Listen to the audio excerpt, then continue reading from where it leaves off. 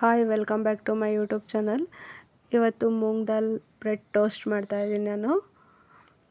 ತುಂಬಾ ಹೆಲ್ತಿಯಾಗಿರುತ್ತೆ, healthy recipe ಇದು. ಪ್ರೋಟೀನು, ಫೈಬರು ಎಲ್ಲ ಥರದ್ದು ಇರುತ್ತೆ.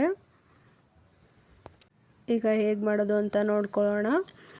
ಹೆಸರು ಬೇಳೆನ 1 ಅವರ್ ನಾನು ನೆನೆಸಿಟ್ಕೊಂಡಿದ್ದೀನಿ. ಅದನ್ನೇ ಮಿಕ್ಸಿ ಜಾರಿಗೆ ಹಾಕ್ಕೊತಾ ಇದ್ದೀನಿ ನಾನು.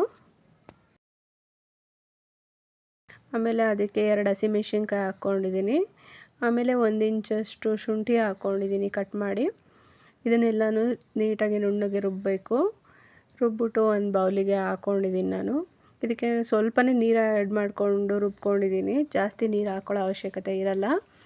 ಆಮೇಲೆ ಇದಕ್ಕೆ ನಾನು ತುಂಬಾ ಸಣ್ಣ ಸಣ್ಣದಾಗಿ ಹಚ್ಚಿರೋ ಈರುಳ್ಳಿ ಆ್ಯಡ್ ಮಾಡ್ಕೊಂಡಿದ್ದೀನಿ.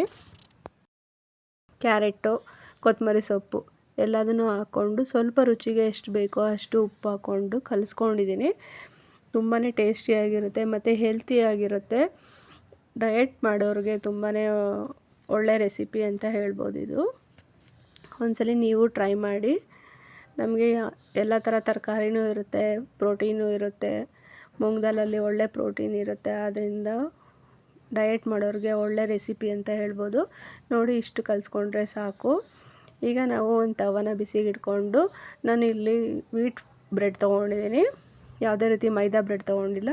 2 ಸೈಡು ಸ್ವಲ್ಪ ಬಿಸಿ ಮಾಡಿಕೊಂಡು ಸ್ವಲ್ಪ ಲೋ ಫ್ಲೇಮಲ್ಲೇ ಬಿಸಿ ಮಾಡ್ಕೋಬೇಕು. ಆಮೇಲೆ ರುಬ್ಬಿರೋ ಮಿಶ್ರಣನ ಇದ್ರ ಮೇಲೆ ಬ್ರೆಡ್ ಮೇಲೆ ಸ್ಪ್ರೆಡ್ ಮಾಡ್ಕೋಬೇಕು ಈಕ್ವಲಾಗಿ. ಆಮೇಲೆ ಸ್ವಲ್ಪ ಆಯಿಲ್ ಹಾಕಬೇಕು ಮೇಲ್ಗಡೆ.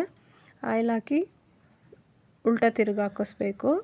ತಿರುಗಿಸ್ಬಿಟ್ಟು 1-2 ನಿಮಿಷ ಅದರಲ್ಲಿ ಲೋ ಫ್ಲೇಮಲ್ಲೇ ಸ್ವಲ್ಪ ಬೇಯಿಸಿ, ಆಮೇಲೆ ಮತ್ತೆ ಹಿಂದೆನೂ ಸ್ಪ್ರೆಡ್ ಮಾಡ್ಕೊಬೇಕು. ಮಸಾಲೆ ಎಲ್ಲ ನೀಟಾಗಿ ಸ್ಪ್ರೆಡ್ ಮಾಡಿ ಮತ್ತು ಅದಕ್ಕೊಂದು ಸ್ವಲ್ಪ ಆಯಿಲ್ ಹಾಕಿ ಮತ್ತು 2 ಕಡೆ ನೀಟಾಗಿ ಬೇಯಿಸ್ಕೊಬೇಕು.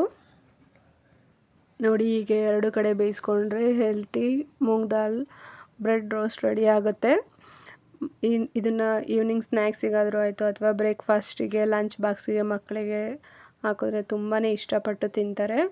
ಈ ವಿಡಿಯೋ ನಿಮಗೆ ಇಷ್ಟ ಆಗಿದರೆ ಲೈಕ್ ಮಾಡಿ, ಫ್ಯಾಮಿಲಿ ಫ್ರೆಂಡ್ಸಿಗೆಲ್ಲ ಶೇರ್ ಮಾಡಿ. ಹೇಗಿತ್ತು ಅಂತ ಕಮೆಂಟ್ ಬಾಕ್ಸಲ್ಲಿ ತಿಳಿಸಿ. ಸಬ್ಸ್ಕ್ರೈಬ್ ಆಗಿ. Thank you.